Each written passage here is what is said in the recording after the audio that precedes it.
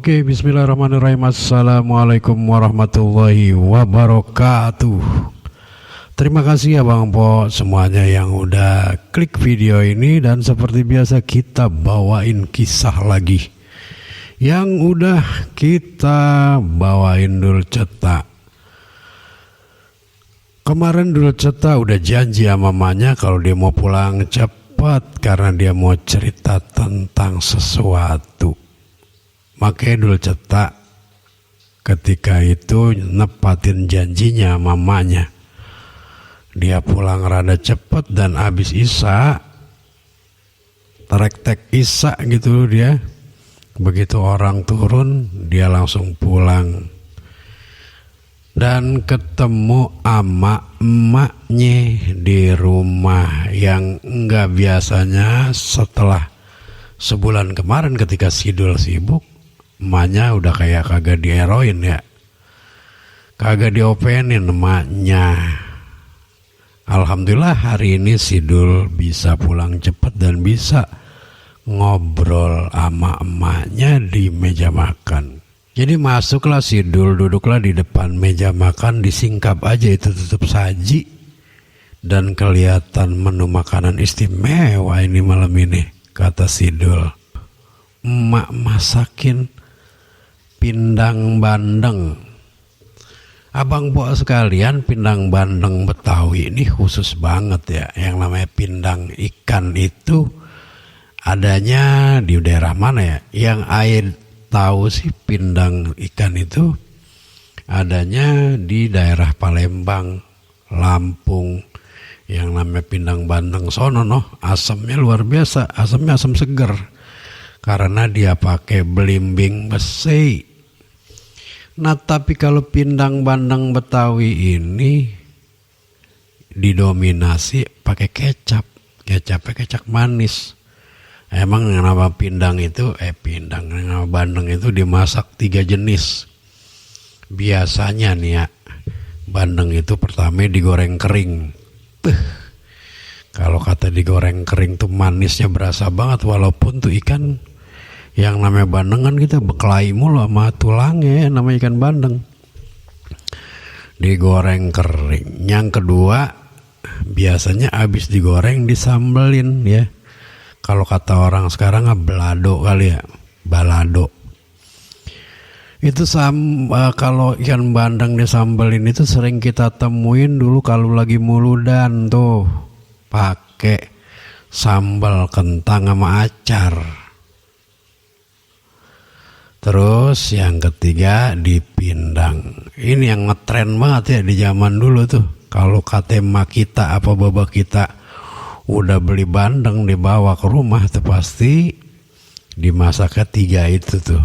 Pindang, goreng kering, atau disambelin. Nah kalau disambelin biasanya hari-hari khusus ya, kalau muludan pakai sambal sama apa namanya tuh acar. Itu kalau muludan tuh ketemu ikan bandeng, apalagi dapat palanya, udah ngecom bae dah. Ini ngapa ngomongin makanan sih, bukanan nerusin Sidul. Abang Po cangcingnya babe, makanlah Sidul. Pokoknya kagak pakai napas tuh makan. Minumnya teh anget, pas banget dah tuh. Sambil nyendok dan ngomonglah Sidul ya.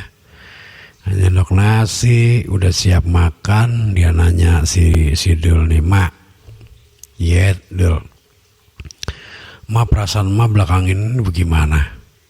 Perasaan gimana Dul, kata emaknya. Ya mak jangan pakai pora-pora dah. Mak gedeg sama mama Dul ke belakangan ini. Kata Sidul sama emaknya, ya gedeg mak kagak Dul, ya namanya sama anak masa gedeg. Ya gue mau ngertiin aja, namanya lo kerja sibuk kagak ngeroin gue, mau kayak gimana. Pulang pergi waya titet, pulang waya dung, udah begitu lu ngurusin kerjaan aja, lu ngitung apa segala macam sampai malam, makan kagak sempet lu. Ya gue sih sebenarnya kecewa dengan perubahan lu gitu. Cuman ya mau gimana, emang lu masuk kerja juga ke sono, gue juga ikhlasin.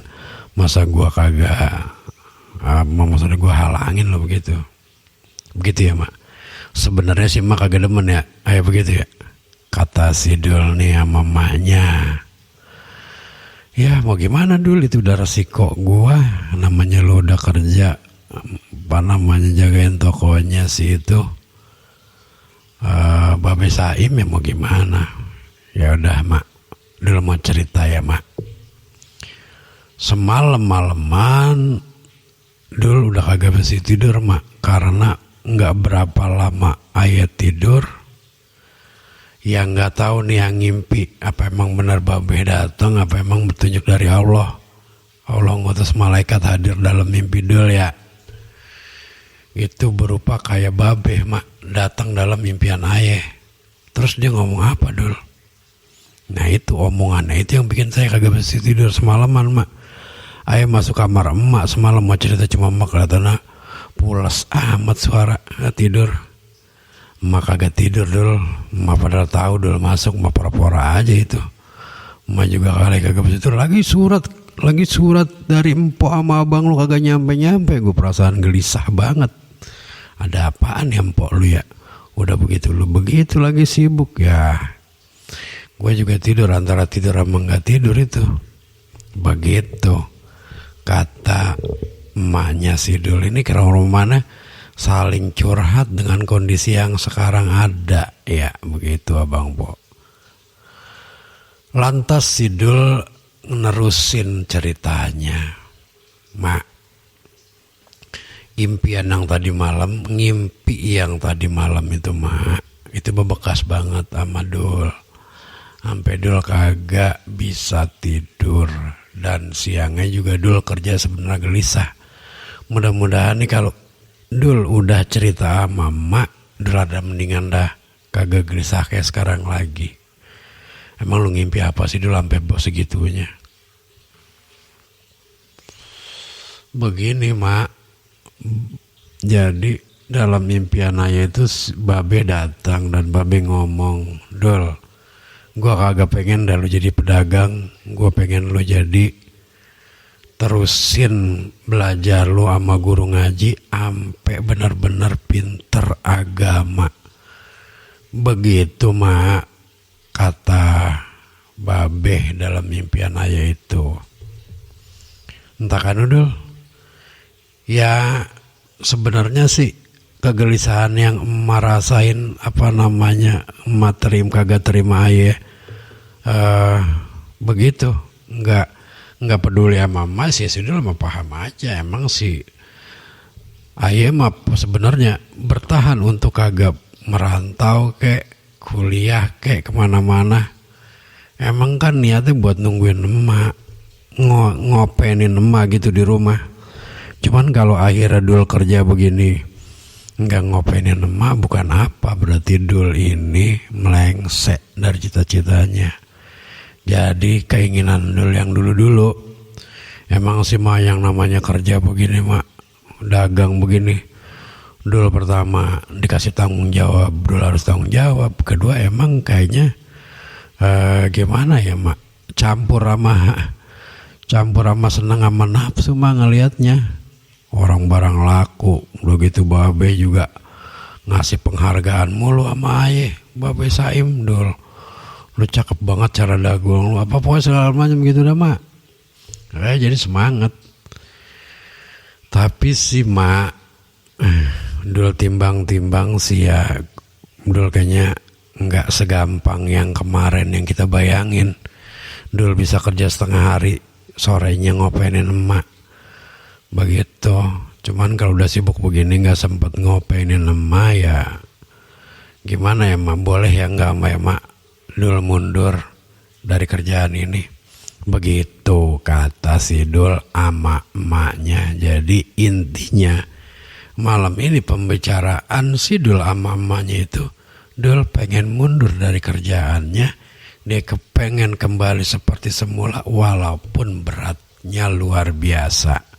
Kenapa berat luar biasa? Karena si Dul juga demen kerja kayak gitu, cocok gitu.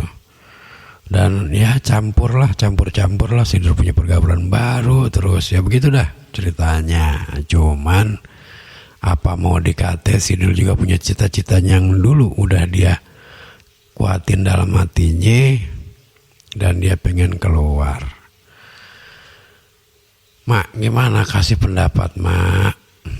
Dul, kalau emak nih ya udah terlanjur juga ngizinin lu kerja ama Babe Saim. Pertama emang bayangan emak lu kerjanya bisa setengah hari, cuman udah terlanjur lu ngelangkah ke sono, ya emak walaupun emak berat hati ya emak coba ngerti.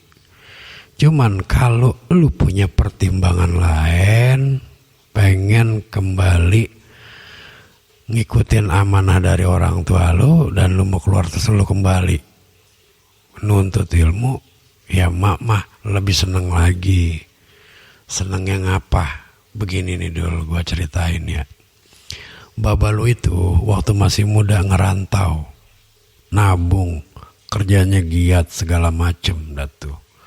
Sampai dia punya kebun nih ngablak-ngablak ya. Dia jadi jualan buah aja. Buat jualan buah pisang, buah apaan yang dia tanam, pepaya segala macem. Hasil makan dari situ mah cukup dul. Tapi kan baba lu ngomong tanah selebar uyak gini kalau buat makan aja cukup. Cuman kalau buat nyekolahin emang kagak cukup. Makanya baba lu ngomong sama gua nih, sama mak, nyalu nih tanah gua punya lumayan lebar, gua siapin emang buat anak gua. Kalau kata dia mau sekolah sampai kuliah sampai pul kemana-mana, kita jual. Tapi kalau buat ngawinin kita jual kagak dah. Cukup sampai dia kuliah kita modalin nih. Tapi kalau ngawinin kita jangan sampai jual banda. Begitu kata baba lu. Makanya abang sama empolu itu begitu dia daftar ke pesantren itu dijual tuh. Udah dihitung separohnya dari dia perjalanan dia itu kagak full ya. Separohnya dari perjalanan dia kuliah sampai lulus apa nyantren sampai lulus itu duitnya udah disiapin sama baba lu Jul, walaupun sepojok, 2 pojok, 3 pojok dijual. Begitu kata emaknya si Dul.